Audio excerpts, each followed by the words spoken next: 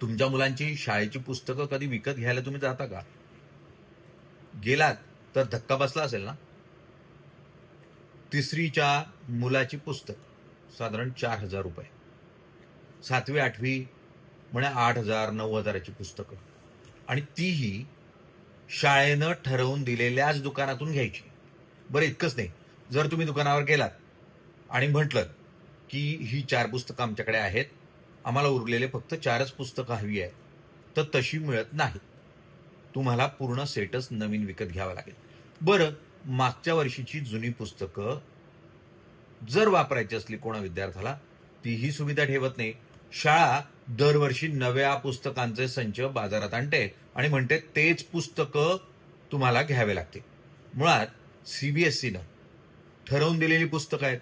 मग तीच पुस्तकं घेऊन जी काही शेकड्यात येऊ शकतात 500-700 रुपयामध्ये, त्या पुस्तकांऐवजी दुसऱ्या पब्लिशर्सची 3,500-4 हजारापासून 9,000ची पुस्तकं का घ्यायची?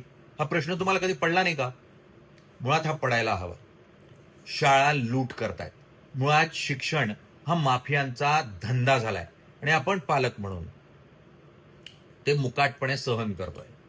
सहन का करतोय? तर सामाजिक दबाव आहे म्हणे. कारण शेजारच्याची मुलं मोठ्या शाळेत जातात आणि त्याचा दबाव असतो. बरं, आज तुम्ही 4 पैसे चांगले कमवताय म्हणून तुम्ही देऊ शकता. उद्या नसले तर काय करायचं? मुळात शिक्षण आणि शिक्षणासाठी म्हणून सरकारच्या सुविधा, अनेक शाळा म्हणजे 18,000 शाळा बंद झाल्याच्या बातम्या सातत्यानं समोर आल्या.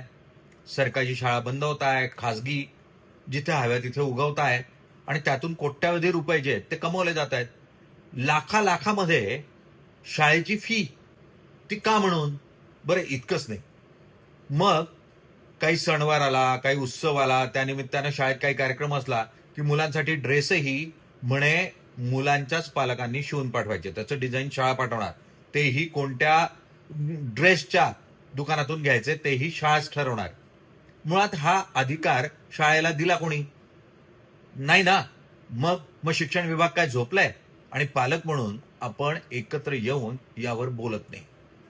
आपण मंद झालोय कारण आपण प्रतिक्रिया देत नाही. आणि जोपर्यंत पालक या पूर्ण प्रकरणामध्ये उठाव करत नाही, सरकारला जाग येत नाही, तोपर्यंत ही परिस्थिती सुधारणार नाही.